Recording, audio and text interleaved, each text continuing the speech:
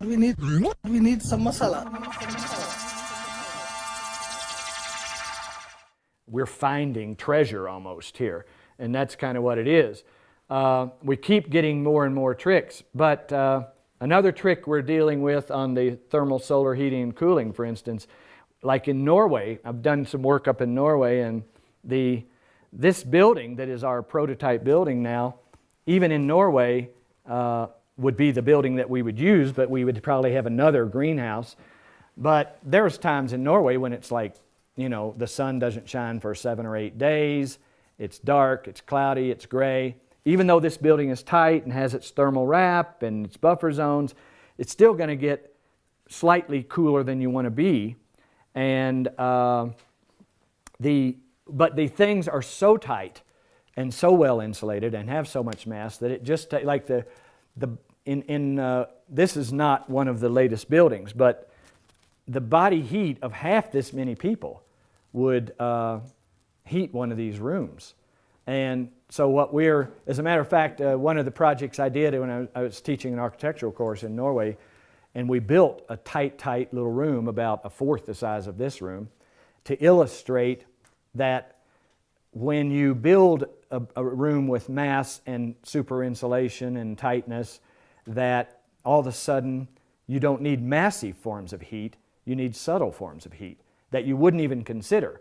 Subtle forms of heat are the heat of the human body, the 98 degrees of the human body, a laptop. You know, this room we built could be heated from 2 laptops from people working in it. And the way I illustrated it was we had these big thermometer on the wall, and there was a lot of skepticism. They almost made us quit, actually, because it was too unconventional for their European minds, I guess. But anyway, we got it built, and we took, the last day we took about a dozen people in the room. They were faculty and funders of the architectural school, and we closed the door, and I told them to watch the thermometer. And it went up a degree, and you know, they were, oh wow. And it went up another degree, and by the end it had gone up, I think, 10 degrees, and they were all, these faculty, conservative funders of the school were screaming and laughing and yelling as they watched the thermometer raise just from the body heat of people. So it like brings the whole different realm of resources. You know, we're used to going out and seeking major heat from a coal-fired power plant or a nuclear power plant or a furnace or whatever. When you build the room with a lot of physics built into it, subtle forms of heat become available to you, like a laptop, like the body heat of people. And one of the ones we're playing with now that I really like is, we're calling it a heat bulb. It's sort of this, I think it's going to be about the size of a stove and made of metal. And you put compost in it, and you know, everybody knows that compost goes off. And what we're trying to find out, I've already played with it enough to know that it's going to work. I just need to get the logistics. So the ideal with this thing is that in Norway, where you've got 7 or 8 or 10 days of no sun, and you're starting to get cooler in your room, you just need, because the room is built right, you just need such a subtle amount of heat. And this compost bin, or heat bulb I call it, would go off. You'd load it up with compost in the spring, and this is what we're trying to find out is the time frame here. And then in the autumn, when you're going to start needing it, it's going off. It's hot inside, and it's just emanating, you know, maybe 100 degrees, 120 degrees of temperature. But that teeny little bit of temperature is even more than the human body engine. And it's just radiating this little subtle bit of heat out there. And that's enough to take the edge off of a cool room in Norway, if the cool room is built to contain everything anyway. And so, you know, it may be that we'll find out you have to do it twice a year or whatever. But we're working on it right now. And I have, and for the last year, I've had a garbage can sitting in my office full of compost and reading out the thermometer as it was going up and everything. The guys that I had helping me, I sent them to Walmart to get me a garbage can.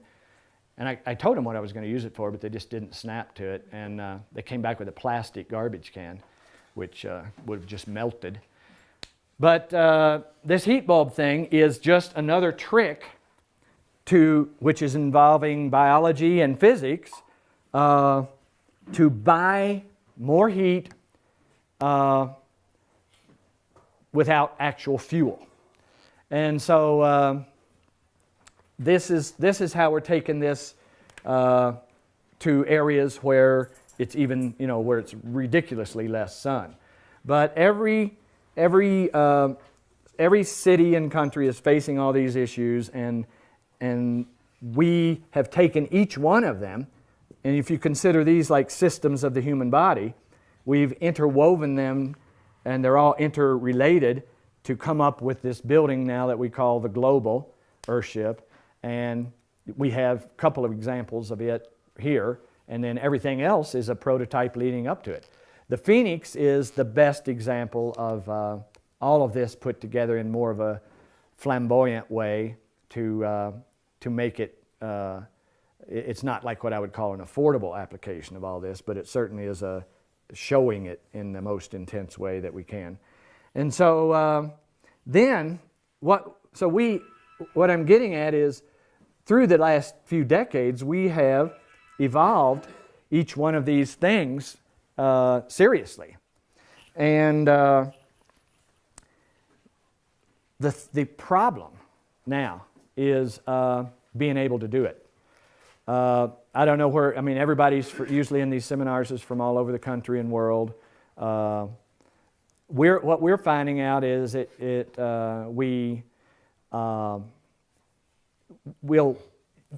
takes a certain amount of effort to get a permit for all of this.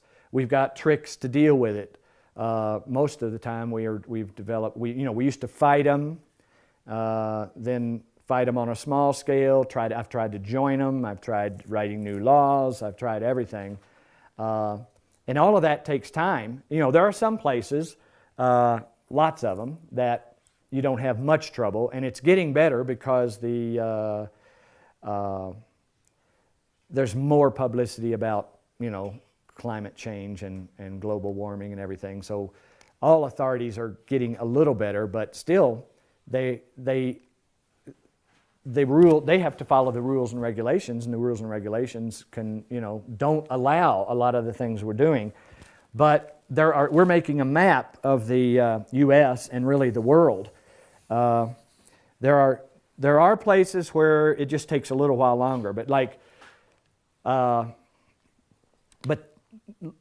there are places where it takes too long. And a good example is in Scotland in the last few years. I think it was almost 3 years ago.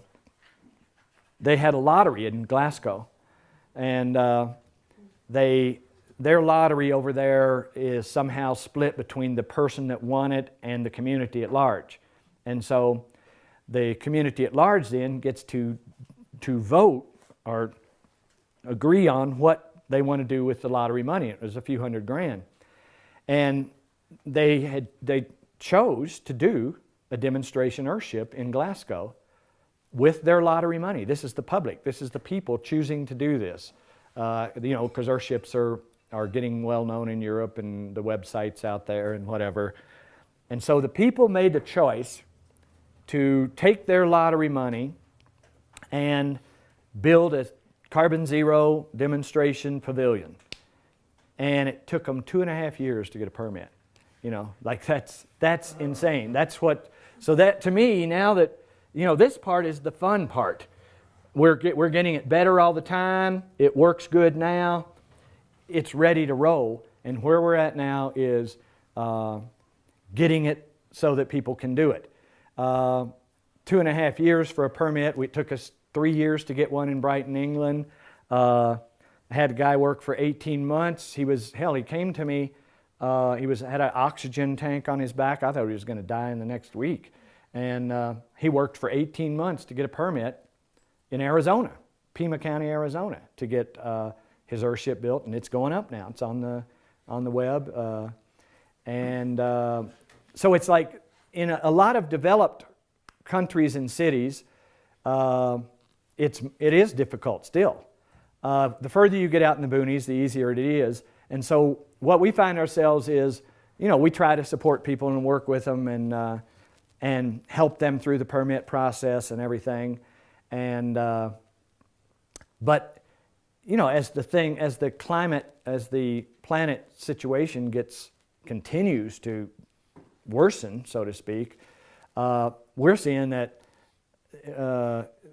these places that allow you to do, like third world countries. Third world countries are the Indian reservations. Like we did one up in Lakota Sioux land, and they just took us out there on Chief Crazy Horse's ancestors, descendants' land, and said, "Do it here." That was the permit. And so they have land. Now they have a lot of money from gambling, and they got no rules. They could take the lead. Third world countries can take the lead because they aren't encumbered by all these rules and regulations. And in this country, we're taking a map, of the U.S., whatever it's shaped like, and we're going to map it online because there's these places we call pockets of freedom, like Montana. I mean, it's actually, this is supposed to be a free country. Well, let me tell you about it. But there are places like that. We've just noticed this recently, but people have, we've got people, we're selling drawings all over the world and then hacking through the permit process with them and sending off engineer reports and tests and studies and all kinds of stuff. So, it slows down the process of getting carbon zero building out there. And it's not, I can't really find whose fault it is. It's just the human condition has woven a set of rules around itself in the developed world to the point where they can't evolve without taking a tremendous amount of effort and time, and we don't have that. So it's an extreme contrast to have somebody walk in our office and a month later we're building a building for them in Montana. And that's happening. It happened twice in Montana, now it's happening in Texas. So what we're going to do is map the counties in every state, because this county that we did this building in Miles City, you don't need any permits. In Montana, is the governor Schweitzer? Does he know what you guys are doing?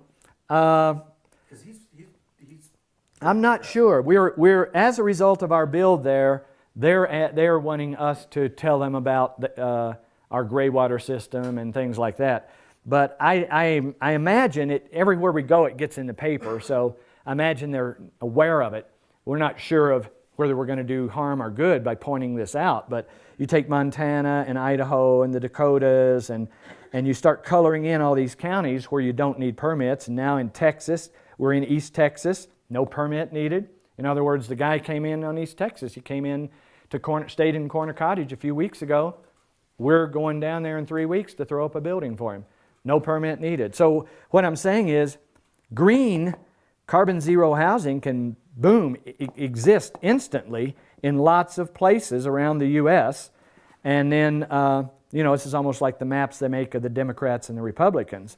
You got the map of where you're free to take care of yourself and where you're not free. And it could be that a lot of people end up moving because it's beautiful land. See, there's some of the most beautiful land in the country is what they say worthless because it has no utilities. And it's also worthless because it's, doesn't have any rules and regulations. So there's a lot of that in this country. There's a whole lot of it in the rest of the world. Europe is one of the worst for not having it, but there are pockets in Europe too. So there are places where what we're saying now is, yes, we're still working on the codes and regulations and trying to go through the regular path, which is more time consuming and so on. But at the same time, we are going for these pockets of freedom. We have sort of got one here because of 2 decades of fighting. I'm just curious, has your fight gotten any easier now that you've found these pockets where you've built them and proven that it can be successful? Are there other areas that have been fighting you that are becoming a little easier to get this done? Well, there's no question that with the media, now there, it used to be global warming was kind of a freaky thing you didn't talk about, and now it's everywhere. You know, every time you turn on the television, there's something about climate change and everything. So it is getting easier. People are at least listening and looking at it, but they always come back to the same thing. It's a government employee, has a rule book. He'll lose his job if you don't enforce the rule book. I mean, I've even had him apologize to me for having to enforce it. But it's like, so what I don't know how many people have seen the movie. We introduced this law and fought through it for 4 years. And so I illustrated to myself, yeah, you can make new law and change things, but we don't have 4 years. You know, we need to do this every week, every month. And so we have now evolved the law into what we're calling, what is known. It's an executive order. An executive order is a tool that any governor or president has to, and we wrote one for the governor of Arizona and for the governor of New Mexico, who's now, you know, on board with us, so to speak. We wrote an executive order that basically the bottom line with it is it's the way they did the atomic bomb. You know, after Pearl Harbor, everybody was scared enough that within weeks they were out here in Los Alamos building a city, building and testing a bomb, blowing apart 10,000 acres. You know, they broke the rules because they were scared. We're waiting for them to get scared enough, but the executive order is what allows a government to do that. And so we're writing an executive order that mandates carbon zero permitting. If you're going to build a home that you're claiming is carbon zero, and your proof of that is that you're not hooking up to any utilities, if you're going to build a carbon zero home, then you get a red carpeted permit in days. In other words, it red carpets carbon zero permitting. Right now, if you're a developer and you're going to build a set of condos, if you're going to build the typical junk condos that hook up to all the grids, you're going to get moved through pretty quick. If you can do some expensive water system and sewage treatment plant and whatever, all of which are half-assed. But if you're going to do a green condo, carbon zero condo development, there's going to be definitely so much new or unheard of technology that you're going to be on the permit level for 2 or 3 years. Because you're not driving capital. Yeah, because so there is the issue right there. It's very easy still to do the wrong thing. It's too hard to do the right thing. We're trying to get an executive order to make it easier to do the right thing, or the logical thing, as I would say, in terms of trying to move people toward carbon zero development rather than more of the same. And so that's the technology. This is what I'm going after everywhere. The governor of the Galapagos Islands has asked us to go down there. I'm going there in 3 weeks or 2 weeks or something. They have made a claim to the world that they're going to be carbon zero by 2015, and then he turned around and observed the fact that he didn't know how to go about it. So he goes online and finds these idiots out in New Mexico. Yeah. Have you looked into carbon credits at all as an incentive for this? Well, I haven't, but my son has. Carbon credits is going to be a form of currency, sort of, in the future. What they're saying, I don't quite understand it, but they're saying that a company that's doing a bunch of bad stuff could donate money to us and get carbon credits. I'll take it, you know. We're going to do that stuff anyways. Yeah, so in a way that's weird, but it's like, I don't know. But anyway, carbon credits is starting to be, you know, we're starting, I would say, if you know how to do the formulas and the application of carbon credits to an Earthship, my guess is it's going to come out with a negative carbon footprint. So I sit on my Community Health Improvement Council in Farmington. Yeah. As a nurse, and one of our priorities for a long time has been affordable housing. So when we had our last meeting, somebody gave a big talk about the affordable housing, you know, going from homeless to actually being a homeowner and kind of all the things that we have in our community along that way. They were talking about getting people to be able to afford their first house.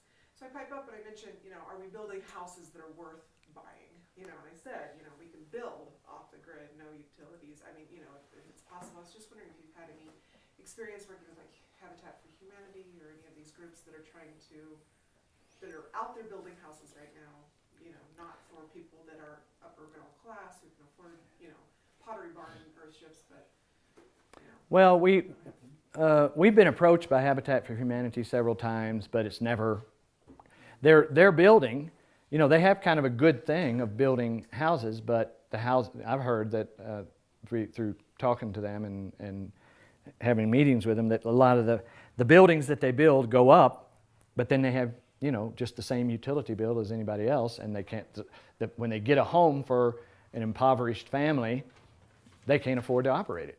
They can't, and with rising, gas here, propane has quadrupled in the last few years.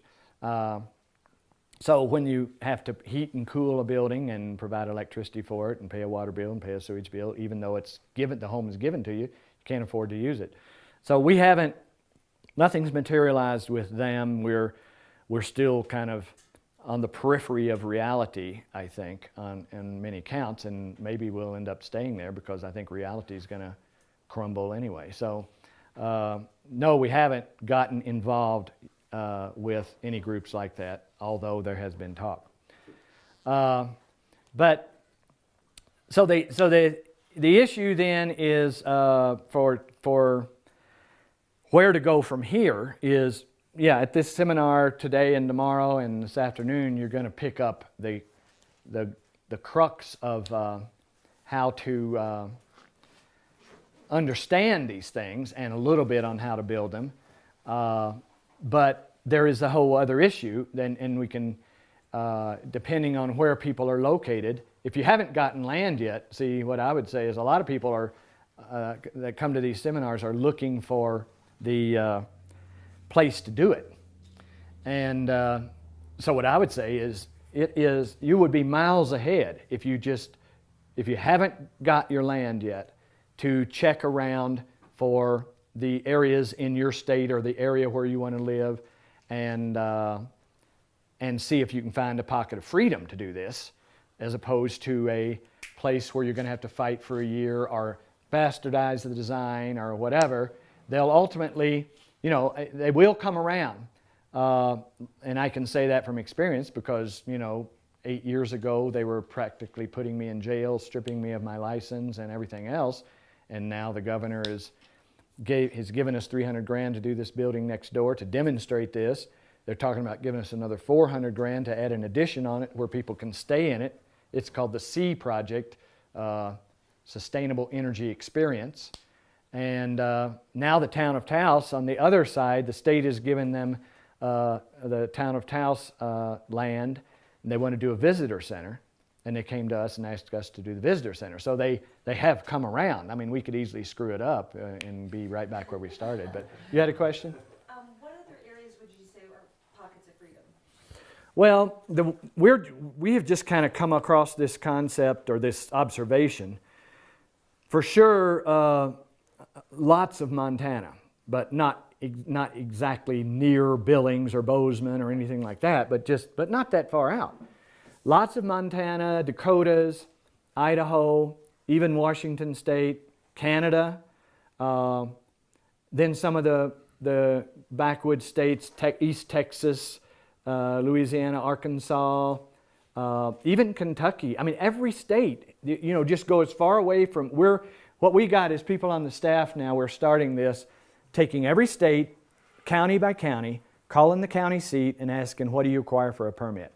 Because it blew our minds to have somebody walk in here and a month later we're building a house for them. It just, the house is already designed. We tailored the design to their climate, and if they have the funding, then they, it's amazing to see that green, carbon zero building can happen like that. And it really emphasizes all these fights that we've been through over the last few decades, that the technology is here. I say it over and over again. The technology is here and getting better all the time. The thing standing in the way is the approvals to allow you to do it, and it's like it's insane, but it's really, whose fault is it? I don't know. All the codes and regulations came about from, the big phrase they like to use is the health, safety, and welfare of the people. And so they're making them real safe for the next week, but in the next year they're going to all die anyway. So, yeah.